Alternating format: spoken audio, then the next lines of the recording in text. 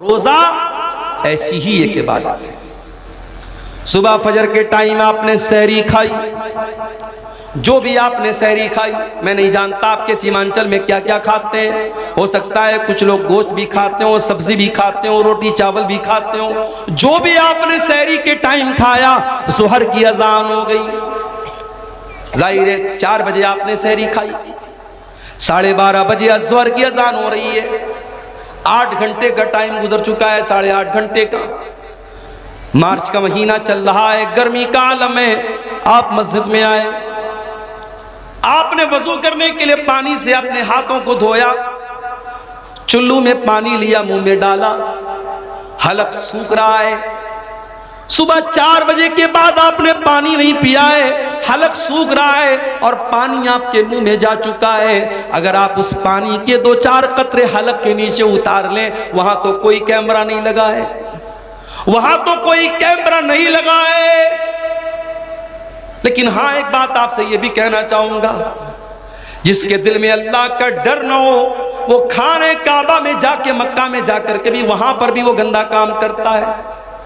अभी कल एक साहब ने मुझको बताया कि खाने काबा के पास जो लोग तवाफ करते हैं, अगर दूसरे का सामान वो उठा लेंगे, उनको ये लगेगा लाखों की भीड़ है, कौन देखने जाता है। मगर हजारों कैमरे हरम में लगे हुए हैं, हजारों कैमरे लगे हुए हैं और पूरा कंट्रोल रूम मौजूद है और हजारों वहां सीआईडी के लोग और सीबीआई के लोग और पुलिस के लोग उन कैमरों पर नजर रखते हैं। अगर आपने दूसरे का सामान उठाया तो पुलिस फौरन कैमरे से आपको देख लेगी और आपसे पूछताछ हो सकती है। और दूसरे का सामान आपने अगर जानबूझ करके ले लिया है तो आप पकड़े जा सकते हैं। इसलिए जो लोग हज करने जाते हैं, उम्रा करने जाते हैं, उनको यह सिखाया जाता है कि हरम में कोई भी सामान, आपका अपना सामान है तो अलग बात है, किसी का कोई सामान छूने की कोशिश मत करना।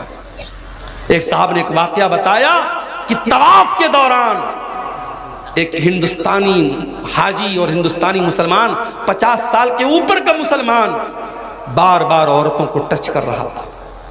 तवाफ के दौरान वो गंदा इंसान बार बार औरतों को टच कर रहा था और कैमरे की नजर से जो कंट्रोल रूम में पुलिस वाले मौजूद थे, वो बार बार देख रहे थे कि ये इंसान 1 बार नहीं, 2 बार नहीं, 20 बार ऐसा किया। पुलिस ने उसको अरेस्ट कर लिया। जब जेल में पहुंचा है वो इंसान, उसके जवान बेटे पहुंचे, उसकी बेटियां पहुंची, नहीं हमारा बाप इतना गंदा काम नहीं कर सकता। पुलिस वालों ने कैमरे की क्लिप ला के सामने रख दी, तो देख लो तुम्हारे बाप ने क्या किया है।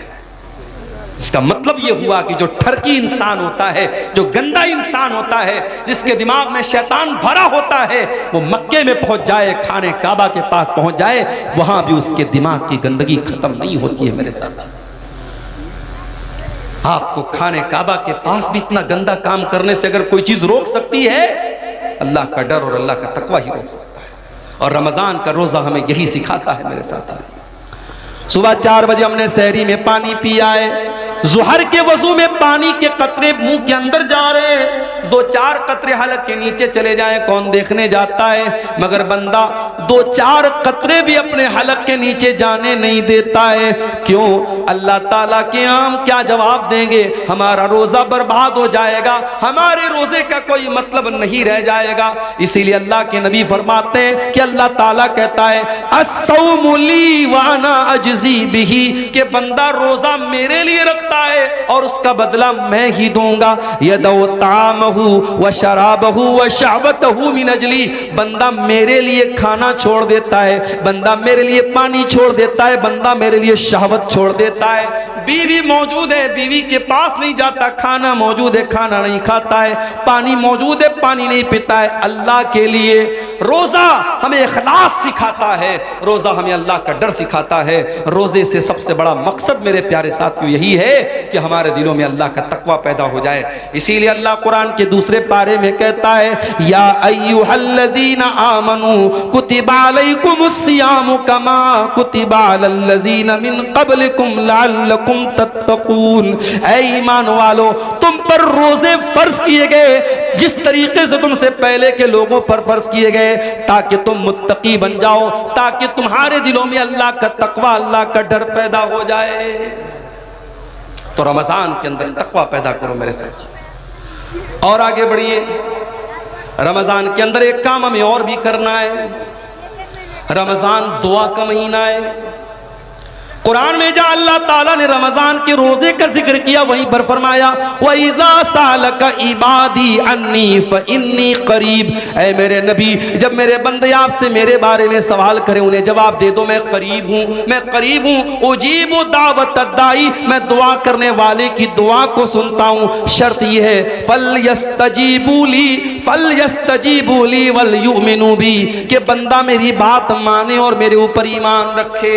रमजान दुआ का महीना है मेरे साथियों। जब आप भूखे प्यासे रह करके अल्लाह की बारगाह में हाथ फैलाते हैं, अल्लाह आपकी दुआ को रायगा नहीं करता, अल्लाह आपकी दुआ को लौटाता नहीं है।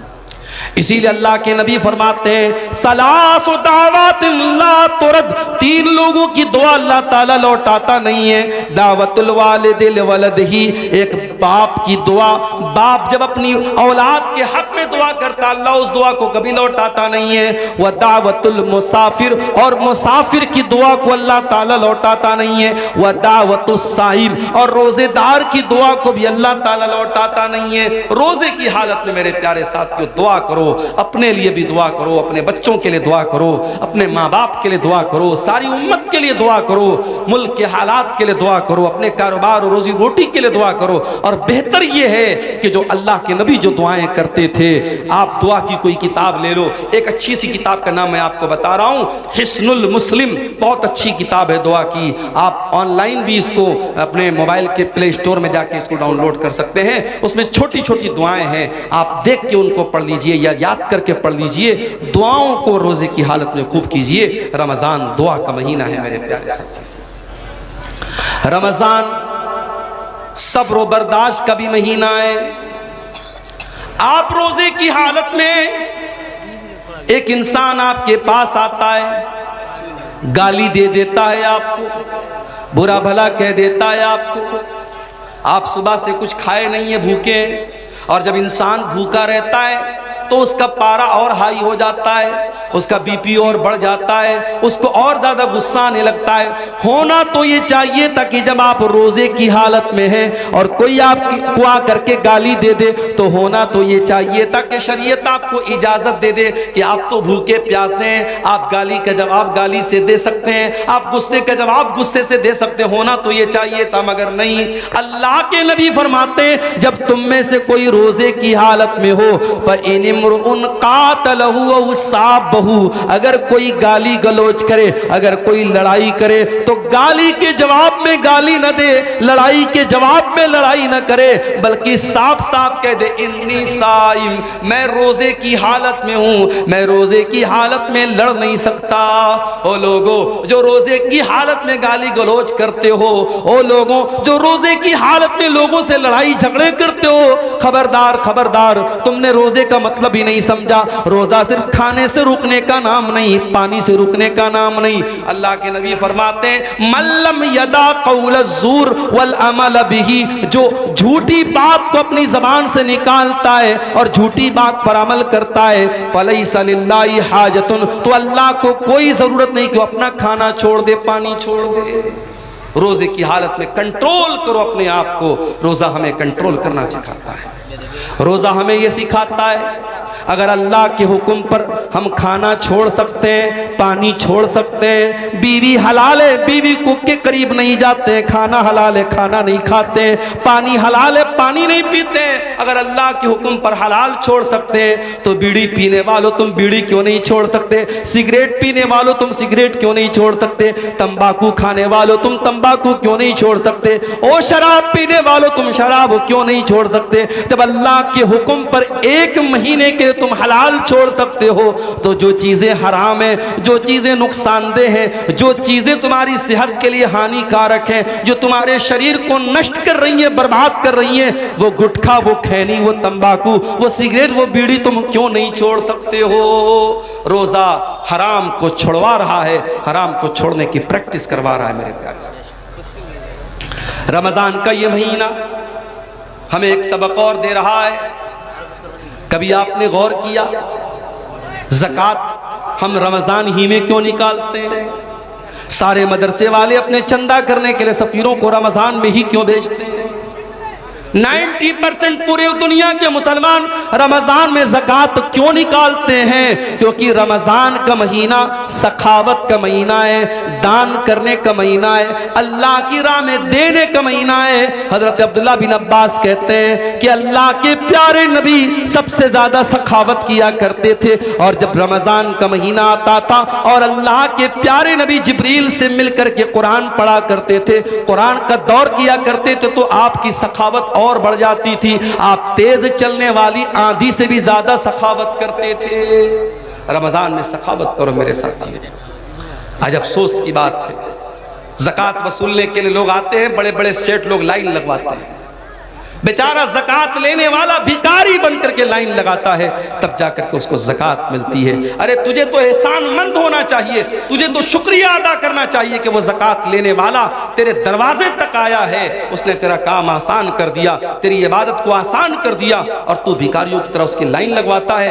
माफ़ करना मेरे प्यारे साथियों, ज़कात कोई भीख नहीं है, ज़कात कोई एहसान नहीं है। ज़कात हमारे माल में अल्लाह का हक है। हम जो माल कमाते हैं उस माल की, हमारे माल पर 2.5% जो ज़कात हम देते हैं वो माल में अल्लाह का हक है। और रमज़ान में हमें कोशिश ये करनी चाहिए कि अपने माल की ज़कात हम निकाल दें, और ज़कात के अलावा भी हम सदका खैरात करें, क्योंकि हमारे प्यारे नबी सल्लल्लाहु अलैहि वसल्लम इस महीने में कसरत से सदका और खैरात किया करते थे। रमज़ान का ये महीना एक सबक हमें और भी देता है। दुनिया में करोड़ों लोग ऐसे हैं जिनको दोनों टाइम का खाना नसीब नहीं होता। हम और आप आराम से अपने घर में देसी मुर्गा खा रहे हैं, गाय का गोश्त, जो भी आपके यहाँ जानवर ज़बा होता है, आप हलाल जानवरों का गोश्त खाते हैं, जो भी आपको अल्लाह ताला ने नेमतें दी आप उसको खाते हैं। लेकिन दुनिया में करोड़ों इंसान ऐसे हैं जो भूखे और प्यासे रहते हैं, उनके पास खाने को खाना नहीं है। मेरे प्यारे साथियों, रमज़ान का महीना वो महीना है जिस महीने में आप 13-14 घंटे भूखे रहते हैं। अमीर को भी भूखा रहना है, गरीब को भी रहना है, करोड़पति को भी रहना है, और एक सामान्य आदमी को भी रहना है। ये रमज़ान में भूखे रह करके आपको ये सबक सिखाया जाता है कि ऐ मेरे बंदो, तुम तो अपनी मर्जी से भूखे हो, तुम्हारे पास खाना है तब भी तुम नहीं खाते हो, तुम्हारे पास पीने को चीज़ें तब भी तुम नहीं पीते हो। इस दुनिया में करोड़ों लोग ऐसे हैं जो मजबूरी की वजह से भूखे रहते हैं, उनके पास कोई चीज़ नहीं कि वो खा सके, वो बेचारे न खाने को कुछ है न पानी को कुछ। रमजान के इस महीने में जब आप दस्तरखान पर तरह तरह की चीजों को खाने के लिए बैठा करो मेरे साथियों, तो आप फलस्तीन के शहर गाजा के अपने उन भाइयों को याद कर लेना, जब हेलीकॉप्टर से खाने की किटें उनको फेंकी जाती हैं, उनके छोटे छोटे बच्चे खुश हो जाते हैं। 3 दिन बाद 4 दिन बाद उनको खाने को कुछ मिल जाता है। मेरे प्यारे साथियों, वो भी तो आपके मुसलमान भाई हैं, वो भी तो आपके कलमा गो भाई हैं, इसी धरती पर रहते हैं। उनके घरों को तबाह कर दिया गया, उनके कारोबारों को बर्बाद कर दिया गया, उनकी दुकानों पर बुलडोजर चला दिया गया। उन अपने गरीब और मजबूर भाइयों को याद करने का महीना है रमजान का महीना। उन भूखों की भूख का एहसास हमको दिलाता है, और ये एहसास होता है कि अल्लाह हम तो अपनी मर्जी से भूखे हैं, ये तो बेचारे मजबूरी में भूखे हैं। उन भूखों को खाना खिलाने की फिक्र करने का जज्बा रमजान हमारे अंदर पैदा करता है। इसीलिए अल्लाह के प्यारे नबी ने रमजान के महीने में रोजेदार को इफ्तार कराने की बहुत फजीलत बयान की, और आपने कहा मन फत्तर साइमन, जो किसी रोजेदार को इफ्तार कराता है तो जितना रोजा रखने वाले को सवाब मिलेगा उतना ही इफ्तार कराने वाले को सवाब मिलेगा। मेरे प्यारे साथियों, रमजान में हमने साउथ इंडिया में देखा कि लोग रात रात भर सहरी खिला रहे हैं, इफ्तार का इंतजाम करा रहे हैं। हरम के अंदर आप कभी रमजान में आपको उम्रा करने का मौका मिले, आप जाके देखिए, कहीं पे बिस्किट बट रहा है, कहीं पे केक बट रहा है, कहीं पे खजूर बट रही है, कहीं पे जमजम बट रहा है। कितने अल्लाह के बंदे करोड़पति लोग हैं, वो लोगों को बांट रहे हैं कि रोजेदारों के इफ्तार में मेरा भी पैसा शामिल हो जाए, रोजेदार के हलक में मेरे भी खाने पीने की चीजें पहुंच जाएं। मेरे प्यारे साथियों, ये जज्बा रमजान हमें अपने अंदर पैदा करने की, हमें जज्बा हमारे अंदर पैदा करता है। और आखिरी बात मेरे प्यारे साथियों, रमजान का महीना हमें अपने अंदर चेंजिंग लाने का सबक देता है। जैसे ही रमजान का महीना आएगा हमारी जिंदगी चेंज हो जाएगी।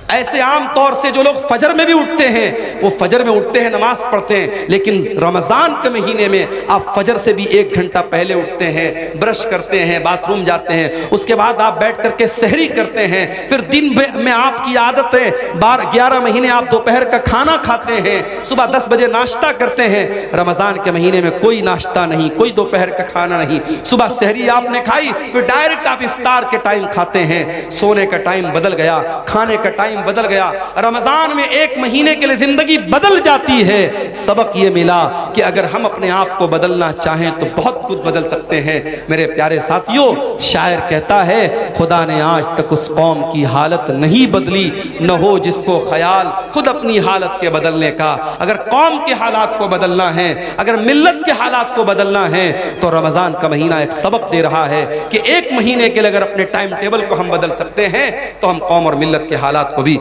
मेरे साथियों बदल सकते हैं। सवालात कुछ आए हैं, क्या नापाकी की हालत में सहरी खा सकते हैं? अगर रात में इंसान नापाक हुआ है और उसी हालत में फजर की अजान हो गई, उसी हालत में फजर की अजान हो गई, कोई हरज की बात नहीं है। उसी हालत में सहरी खा लिया, कोई हरज की बात नहीं। लेकिन अगर नापाक हुआ है और फजर की अजान हो गई तो जल्दी से जाकर के गुस्ल कर ले ताकि जमात से नमाज पढ़े। अगर कोई इंसान नापाकी की हालत में रह जाता है और जानबूझ करके फजर की नमाज छोड़ देता है और फिर सुबह सो करके उठता है 9 बजे 10 बजे और फिर नहा धो के नमाज पढ़ता है, तो ये गलत है और ये सही नहीं है। नमाज को टाइम पर पढ़ना है। आपका रोज़ा सही हो जाएगा अगर आप नापाकी की हालत में सहरी करते हैं, मगर जमात से नमाज फ़र्ज है, उसको इंसान को नहीं छोड़ना चाहिए। इसलिए अगर कोई जनाबत की हालत में है तो जल्दी से गुस्ल कर ले ताकि जमात से नमाज पढ़ सके। क्या बिना सहरी खाए रोज़ा रख सकते हैं? बिना सहरी खाए नफिल रोज़ा तो रख ही सकते हैं। रमज़ान का रोज़ा भी रख सकते हैं, मगर एक शर्त है कि रात में आप ये नियत करके सोए हों कि हाँ मुझे कल सुबह रोज़ा रखना है।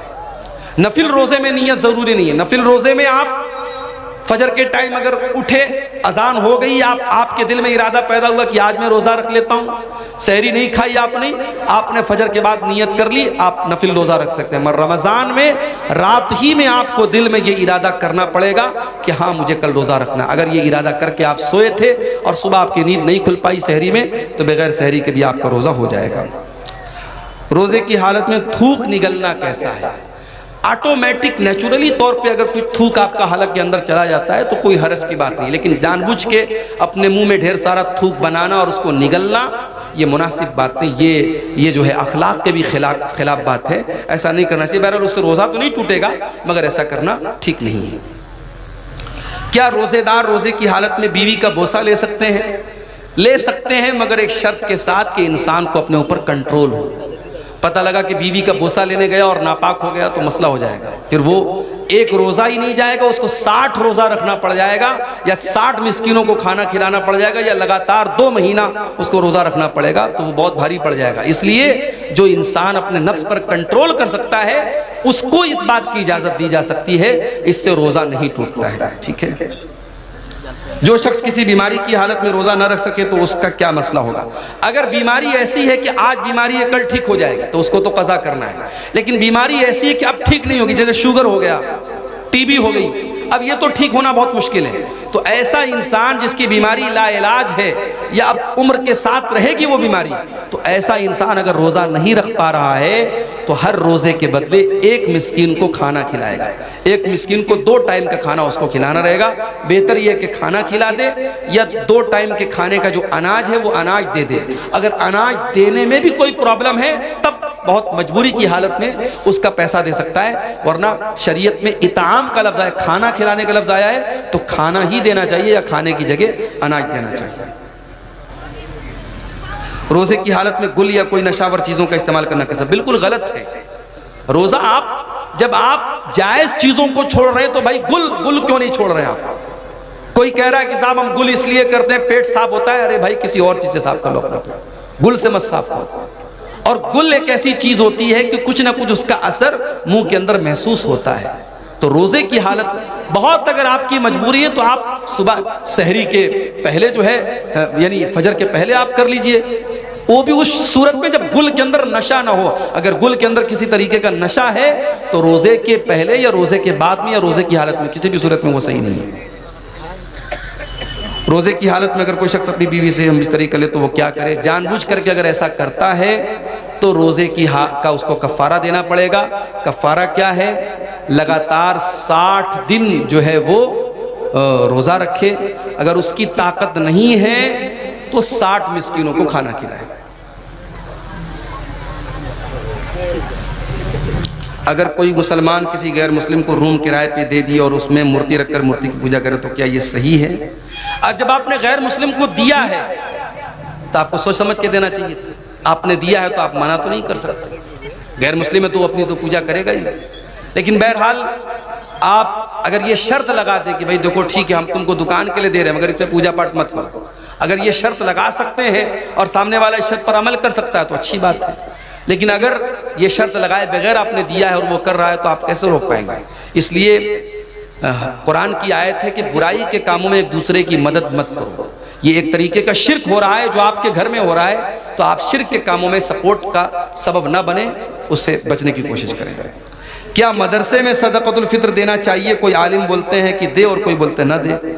अगर मदरसे में गरीब बच्चे हैं, गरीब बच्चों के ऊपर वो पैसा खर्च हो रहा है, उसका अलग हिसाब किताब है कि सदक़तुल फित्र का जो अनाज है वो उन्हीं गरीब बच्चों पर खर्च हो रहा है या वो रकम उन गरीब बच्चों पर खर्च हो रही है, तब तो दिया जा सकता है। लेकिन आम तौर से उसमें मदरसिन की तनख्वाह भी दी जा रही है, मदरसे की तामीर भी हो रही है, तो ऐसी सूरत में देना ठीक नहीं है। क्योंकि सदक़तुल फित्र का पैसा मिस्कीन को देने का हुक्म है, हर जगह देने का हुक्म नहीं है।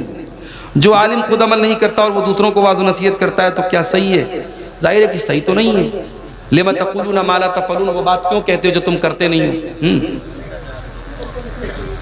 क्या हलाल जानवर का खुसिया खा सकते हैं? जानवर जब हलाल है तो उसके बदन की तमाम चीज़ें हलाल है, कोई भी चीज़ मकरूह नहीं है। ठीक है, अल्लाह ताला से दुआ है अल्लाह ताला हम सबको नेक अमल की तौफीक अता फरमाए। रब्बुल आलमीन हमें कहने सुनने से ज़्यादा अमल की तौफीक दे, ईमान पर कायम रखे, ईमान पर हम सबका खात्मा हो। आमीन व आखिर दावाना अल्हम्दुलिल्लाहि रब्बिल आलमीन। अस्सलामु अलैकुम व रहमतुल्लाहि व बरकातुहू। वालेकुम अस्सलाम व रहमतुल्लाहि व बरकातुहू। शेख मोहतरम का बहुत